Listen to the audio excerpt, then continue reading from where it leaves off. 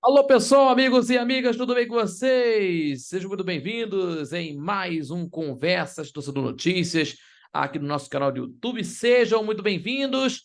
E a propósito, hein? Já se inscreveu no nosso canal do YouTube? Ainda não? Então se inscreva, gente. Se inscreva no nosso canal do YouTube, compartilhando nossos vídeos e também deixando seu like, que ajuda demais o nosso crescimento do canal do YouTube, também fortalecendo nosso trabalho e ainda acompanhando a nossa programação também pelas outras mídias sociais, é claro, pelo Facebook e no Instagram, @Conversa de Torcedor. E também acompanhando o nosso Conversa Torcedor Notícias, né, de terças e quintas-feiras às 18 horas, e também acompanhando aos sábados às 11 da manhã para a nossa rádio NSC 98.7 FM, 98.7 FM, repito, a onda que chega ao seu coração, acompanhando pela Dial 98.7 FM, também pelo site radioNSC.com, pela Radiosnet, também pelo YouTube do nosso programa. Conversa de Torcedor ao vivo na rádio NSC, com informações do futebol do Rio de Janeiro, futebol carioca e também do esporte em geral, tá bom? Vamos falar de tudo que está acontecendo aqui do futebol, inclusive do esporte. E vamos aos destaques do programa de hoje. Vamos nessa. Flamengo avalia a contratação de Wendel e tem pessimismo com De La Cruz. Vitor Sá e Matheus Nascimento voltam a treinar e podem reforçar o Botafogo já nesse domingo contra o Santos, contra a equipe do Santos pelo Campeonato Brasileiro de Futebol. Diogo Barbosa volta a treinar e pode ser opção para o Fluminense contra o Curitiba na próxima segunda. E ainda, Vasco acerta a venda de Pedro Raul ao Toluca do México. Essas e outras, a partir de agora, você confere no Conversas Torcedor Notícias, que começa agora, para você que está acompanhando no YouTube, no Conversa de Torcedor. Tá bom, pessoal? Vamos falar aqui, primeiramente, sobre a situação do Flamengo, primeiramente, do nosso Conversas Torcedor Notícias, aqui na nossa conversa, falando sobre a situação de Wendel, né? A situação de Wendel, que o Flamengo avalia a contratação do jogador e que tem pessimismo pela negociação do Nicolás de la Cruz, né? Que tem desses dois lados, né? O otimismo na contratação, a avaliação pelo Wendel e o pessimismo de contratação do Nicolás de la Cruz, né? O volante também pertence ao Zenit, que negocia com os rubro-negros a saída do Claudinho, né?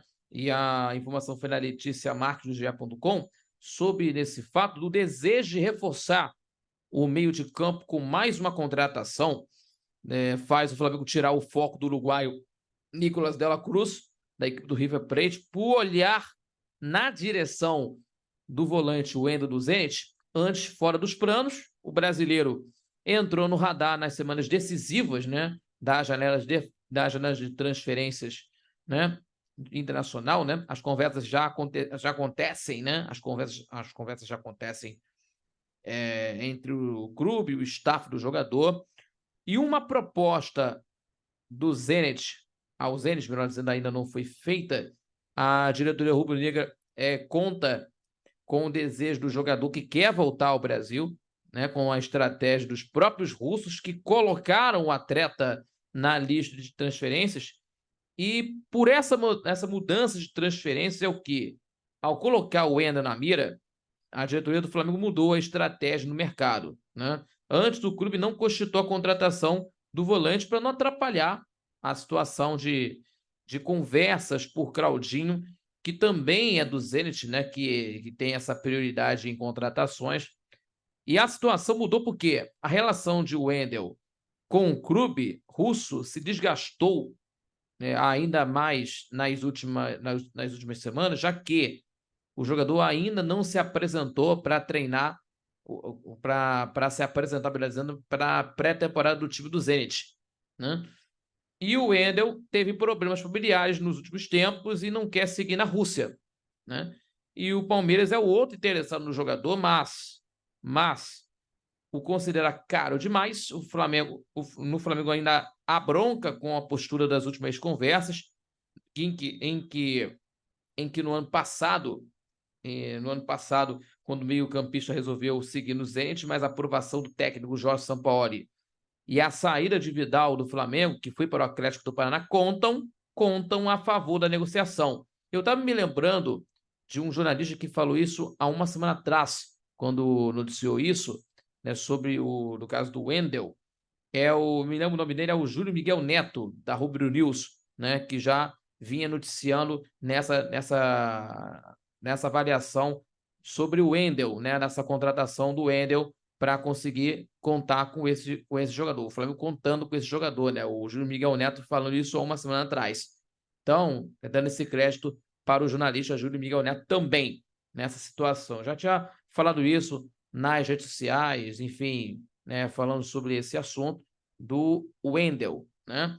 E falando da seguinte forma, falando no passado, em que o agente dele estava trabalhando para garantir a renovação do contrato dele e todo o tempo já pensava no Zenit, que só queria jogar lá na Rússia, né? Falando o jogador no ano passado, né? O Wendel, né? Então, e que o outro motivo também que pesou na balança é a avaliação cada vez mais pessimista em relação ao meia Nicolás de la Cruz, do River Plate, né? E que o clube argentino não respondeu à proposta do Flamengo porque conta com o jogador para a disputa da Libertadores, né?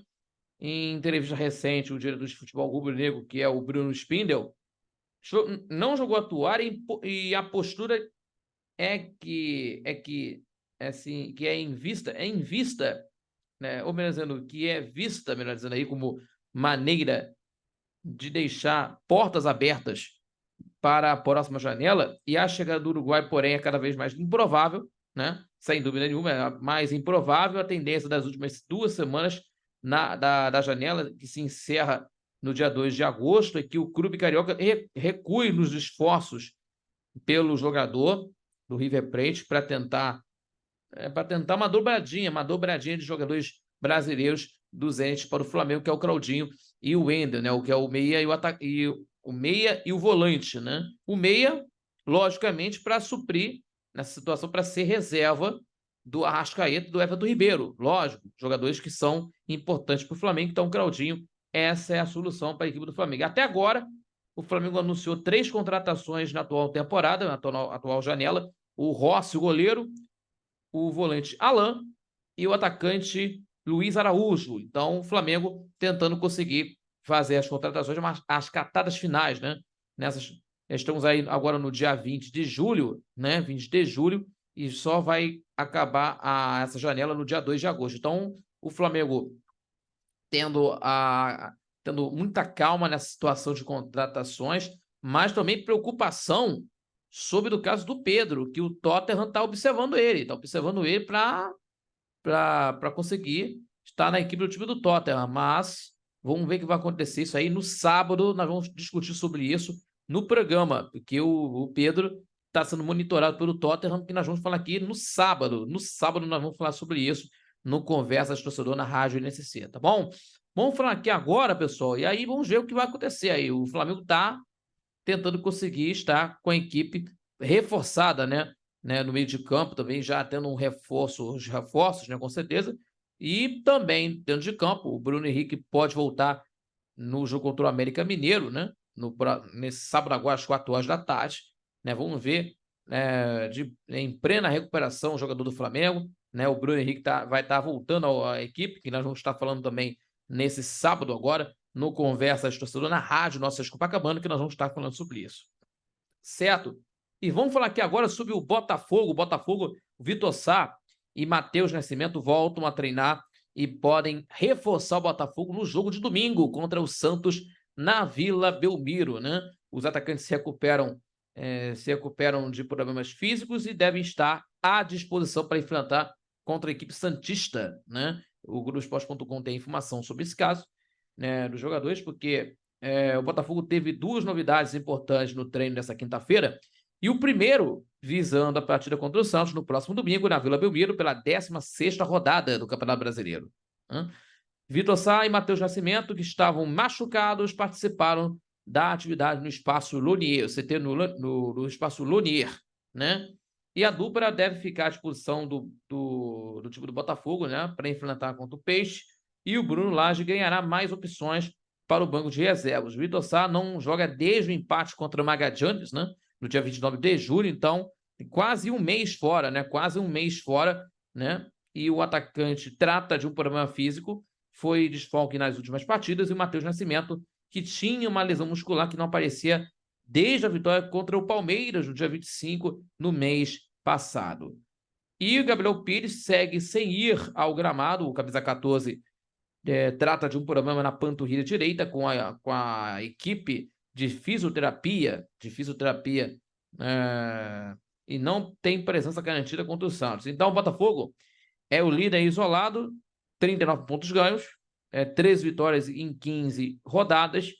O jogo na Vila Belmiro será o primeiro de Bruno Lage com a equipe do Botafogo no Campeonato Nacional. Então, o Botafogo empatou no jogo de quarta-feira contra o Patronato da Argentina, né, que não teve grandes emoções na partida, só pela administração do resultado do jogo de ida, né, porque o Botafogo usou reservas, um time misto, né, para observar alguns jogadores e poupando alguns titulares para o jogo de domingo. Então, é uma questão que o Botafogo precisa, né, agora com o Bruno Lage treinando o Botafogo, né, como que vai se comportar o Bruno Lage treinando o Botafogo, né? Teve essa partida contra a equipe do Patronato, empate de 1-1, classificação, vai enfrentar o Guarani do Paraguai, né? O primeiro jogo vai acontecer no dia 2 de agosto no Newton Santos, dia 9 lá no Paraguai, né? 9 de agosto lá no Paraguai. Então, essa situação de agora é preparação para o time do Botafogo, que está aí bem no campeonato, 12 pontos de vantagem sobre o segundo colocado, que é o Flamengo. Então, o Santos também, que não está indo muito bem no campeonato, lógico, está aí numa situação complicada, foi derrotado na última rodada do Campeonato Brasileiro contra o São Paulo, 4-1 no Morumbi. Então, é uma situação de que o Botafogo terá pela frente um jogo complicado, não vai ser fácil. O time do Santos está numa situação complicada, então a equipe do Santos quer a vitória, mas o Botafogo tem que ter consciência de que vai ser um jogo complicado, um jogo difícil. Na Vila Belmiro vai ser um jogo complicado, seja em portões fechados ou não, por conta da punição que o Santos tomou, por conta de sinalizadores que foram para o gramado no estádio na Vila Belmiro, jogadas de alguns torcedores do Santos, né, na derrota contra o Corinthians, né? Então vamos ver o que se trata nessa partida de domingo, né, para o Botafogo, e esperando que tenha de um resultado positivo para o Botafogo, em tese, né, de uma forma que o futebol do Rio está aí em alta, porque temos 3 times, né, em alta do campeonato, né? O Botafogo líder, Flamengo segundo, e mais ou menos aí o Fluminense em quinto, né? O Fluminense em quinto lugar, futebol do Rio em alta, conseguindo aí as boas colocações, né? E já falando do Fluminense, meus amigos, falando do Fluminense, em que o Fluminense está na quinta colocação do Campeonato Brasileiro, em que o Globo Esporte também tem a informação sobre o caso do Diogo Barbosa, né? E que volta a treinar e pode ser a opção para o Fluminense contra o Curitiba na próxima segunda, às 7 da noite, horário de Brasília, né? O jogador de 30 anos poderá fazer a sua estreia pelo Tricolor, né? Uma boa notícia, né, para os torcedores do Fluminense. No lateral esquerdo, Diogo Barbosa participou sem restrições do treino desta quinta-feira junto ao elenco tricolor e tem chances de ser relacionado para encarar contra o Curitiba na próxima segunda-feira, né? O Diogo Barbosa foi o primeiro reforço do Fluminense contratado, né, nessa janela de transferências, que foram, né, que começou aí no dia 3 de julho, né? Então, meus amigos, o time do Fluminense tendo aí o Diogo Barbosa para ser relacionado nesse jogo contra a equipe do time contra o Curitiba, que está na 18ª colocação do Campeonato Brasileiro. Então, vai ser um jogo complicado também, né? Um jogo complicado, porque vai ser lá no Couto Pereira, o Alto da Glória lá em Curitiba, o Alto da Glória, Couto Pereira, Major Antônio Couto Pereira, lá em Curitiba, né? E então, repetindo para vocês, Diogo Barbosa foi o primeiro reforço do Fluminense contratado na janela de transferências, né, do mês de julho, né? O lateral esquerdo, que estava no Grêmio, assinou contrato com o Clube Carioca até o final do ano, e, no entanto, ele sofreu no último dia 6 um estiramento, né, no ligamento colateral medial do joelho esquerdo, e com isso ficou de fora das últimas partidas. Então, o jogador foi contratado para ser opção de reservas, no banco de reservas de Marcelo, né, que é o titular do time do Fluminense, o ex-jogador do Real Madrid, atuou nos últimos 5 jogos pela equipe tricolor na temporada e por conta da idade, né, e do desgaste físico, é um atleta que requer mais atenção no Fluminense. Então, meus amigos, simplesmente o Fluminense precisa muito desse reforço de lateral esquerdo por conta do Marcelo, né? Que tem 34 anos. Então, o Alexander está fora de combate. Lógico, né? Que tá se recuperando de uma lesão, né? De lesão aí que está se recuperando.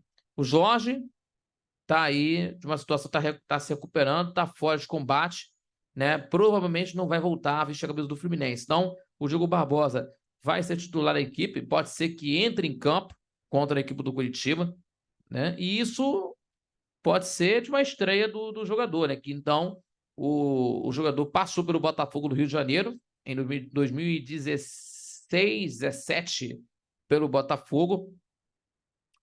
Então, meus amigos, o detalhe é esse. Então, o Fluminense tem essa carência da lateral esquerda, né? Que principalmente aí que incomodou muito o Fernando Diniz, né, tendo o Guga improvisando na lateral esquerda, o zagueiro Felipe Andrade, até um dia o Gabriel Pirani, que foi, acho que até foi vendido para os Estados Unidos, né, do futebol da Major League Soccer, que ele foi vendido, né, para a Major League Soccer, que nós vamos estar observando também. Então o Fluminense está com essa pendência de lateral esquerda. É um problema para o Fluminense, um problema que possa ser de um jeito de finalizada graças à chegada do jogador Diogo Barbosa com a recuperação dele de uma lesão, né? Então vamos ver o que pode ser dada acontecimentos aqui que a gente pode observar. Isso que é o mais importante, isso. Então, esse é o detalhe bastante, de uma forma bastante de situações aí que o Fluminense está tentando conseguir. E além disso tudo, que nós vamos estar vendo o jogador entrando em campo para conseguir estar fazendo o seu bom jogo. Então, o Gabriel Pirani, né, que foi um dia, né, de lateral, então, que estava no Santos, né? Estava no Santos, né? Deixa eu ver aqui. Ele estava de empréstimo ao time do DC United. DC United dos Estados Unidos. Estou vendo aqui pela Gazeta Desportiva. Ou melhor dizendo, Gazeta Esportiva. Gazeta Esportiva, melhor dizendo aí. Então, temos aí. Foi o jornalista aqui, o jornalista João Pedro Reiter. João Pedro Reiter, lá de São Paulo, o João Pedro Reiter da Gazeta Esportiva, que teve essa informação. Então o Pirani já foi vendido. Então, meus amigos, tem aí o Alexander, temos aí o Guga, o Felipe Andrade, o lateral direito, o zagueiro, improvisação, enfim, isso é um problema para o Fluminense. Um problema do Fluminense que pode ser finalizada com a chegada do Diogo Barbosa para ser uma opção na equipe tricolor já nessa partida contra a equipe do time do Curitiba na próxima segunda, certo? E vamos falar aqui do Vasco da Gama, que também vamos repercutir muito sobre isso aqui, sobre o caso do Abel Hernandes, o Abel Hernandes, que pode ser o jogador do Vasco da Gama para o lugar do Pedro Raul, que nós vamos falar aqui agora sobre essa negociação dele para o Toluca do México, né? Que nós vamos falar sobre isso, do Abel Hernandes, que pode ser o jogador do Vasco, né? E nesse sábado estaremos falando sobre isso. Mas vamos falar aqui que o Vasco acertou a venda do Pedro Raul ao Toluca do México, camisa 9, deixou o Vasco após 28 jogos, 9 gols marcados e 3 assistências. Enfim, a informação é da Marueli Ribeiro, do Marcelo Baldar e Tebro Smith, do GE.com, né, do Globoesporte.com. O camisa 9 deixa o Vasco, o Pedro Raul, né, após 28 jogos, 9 gols, né, 28 jogos, 9 gols e 3 assistências. Então, enfim, o Vasco e o Toluca se acertaram, trocaram os documentos e definiram a transferência do atacante para o futebol mexicano por 5 milhões de euros, ou melhor, 5 milhões de dólares, cerca de 24 milhões de reais, certo? E os contratos foram assinados na tarde desta quinta-feira. E a proposta havia sido acertada na última semana, ou melhor, na semana passada, né? Mas a negociação se arrastou, né? Nos últimos dias, o centroavante não vinha treinando em função de um quadro de virose, mas foi ao CT Moacir Barbosa na quarta-feira para se despedir dos companheiros e funcionários. E o Vasco disse sim, ok, para a proposta, né, de 5 milhões de dólares, cerca de 26 milhões e 900 mil do Toluca, e o jogador aceitou retornar ao futebol mexicano. Ele defendeu o time do Juárez em 2021, né? Nos últimos dias, os clubes tiveram divergências quando as cláusulas do contrato, mas os mexicanos deram um ultimato, né? E as partes chegaram ao consenso nesta quinta-feira, e o Vasco gostou dos valores e acertou a saída do atacante 7 meses depois de contratá-lo por 2 milhões de dólares, cerca de 2 milhões de dólares, né, inclusive. Junto ao Cachorro Reisson, no ano passado, o Pedro Raul estava emprestado pelo Goiás, que foi vice-artilheiro do Campeonato Brasileiro. Jogou 28 jogos na temporada do Vasco, nessa temporada do Vasco, 9 gols e 3 assistências. Após o início promissor, caiu muito de produção desde que perdeu o pênalti que classificaria a equipe Cruz Maltina na Copa do Brasil, né? Diante do ABC pela Copa do Brasil, com um jogo aí que acabou com a eliminação vascaína. E o último gol de Pedro Raul pelo Vasco foi contra o Fluminense no dia 6 de maio, no empate de 1-1 pelo Brasileirão. E emendou uma sequência de jogos ruins, né, no Campeonato Brasileiro, né? Ele não fez um gol desde o empate contra o Fluminense, perdeu espaço nas últimas 4 partidas, foi titular apenas na derrota para o Botafogo, quando teve uma atuação fraquíssima, né? E na penúltima colocação do campeonato, né, o Vasco passa por período de mudanças, e o diretor esportivo, o diretor esportivo da SAF do Vasco, que é o Paulo Brax, prometeu, entre aspas, oxigenação do elenco, entre aspas, né? Oxigenação, entre aspas, do elenco, na janela que acaba no dia 2 de agosto. Até agora, além deles, o Jefferson, que estava no Atlético Goianiense, o lateral esquerdo, está acertado, né? E o clube também fechou a contratação e anunciou o técnico Ramon Dias, que até foi apresentado, né? E como vai se comportar a equipe do Vasco da Gama no jogo contra o Atlético do Paraná nesse domingo, né? Então, nesse domingo vai ser às 6h30, o jogo vai acontecer em São Januário. Primeiro jogo sem o jogador Pedro Raul, porque, repetindo para vocês aqui, que até aqui, num detalhe, que o Vasco disse sim à proposta do time do Toluca do México, ao clube do Toluca do México, aceitando a proposta de 5 milhões de dólares, cerca de 26 milhões e 900 mil, a equipe do time do Vasco vai ter, né, nessa situação, né? O time a proposta do Toluca, inclusive, aceitou retornar ao futebol mexicano. Então, as partes, né, das divergências e tal, em que, principalmente, e que o Vasco da Gama está aí acertando a saída do jogador Pedro Raul, que vai para a equipe do Toluca, voltando ao futebol mexicano, né, depois de 2 anos e meio. Então, depois de 2 anos, né, 2 anos aí, nesse momento, o Pedro Raul saindo, né, teve essa expectativa, a expectativa do jogador fazer muitos gols com a camisa do Vasco da Gama, e não deu certo no Vasco, e agora tendo aí essa situação na equipe Cruz Maltina, do clube Cruz Maltino, certo?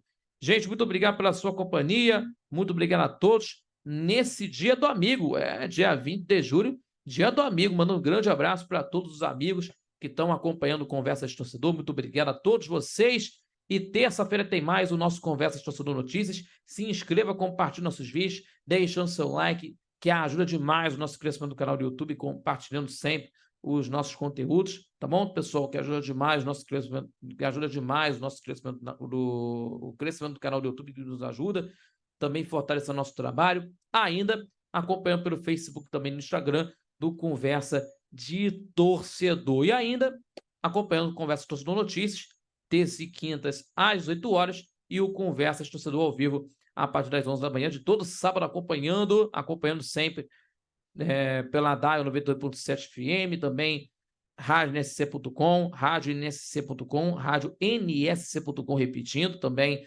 pela Rádiosnet e ainda acompanhando pelo nosso canal do YouTube do Conversa de Torcedor, tá bom? Estamos juntos nesse sábado a partir das 11 da manhã, né, falando de futebol carioca, falando de muita coisa, falando da Copa do Mundo de Futebol Feminino, que começou, né, que começou aí, e muito mais para você que está acompanhando o nosso Conversa de Torcedor, tá ok? Muito obrigado a todos e até nesse sábado agora, a partir das 11 da manhã, no Conversa de Torcedor ao vivo na Rádio Nossa Senhora de Copacabana. Valeu, galera, e até lá. Tchau, tchau!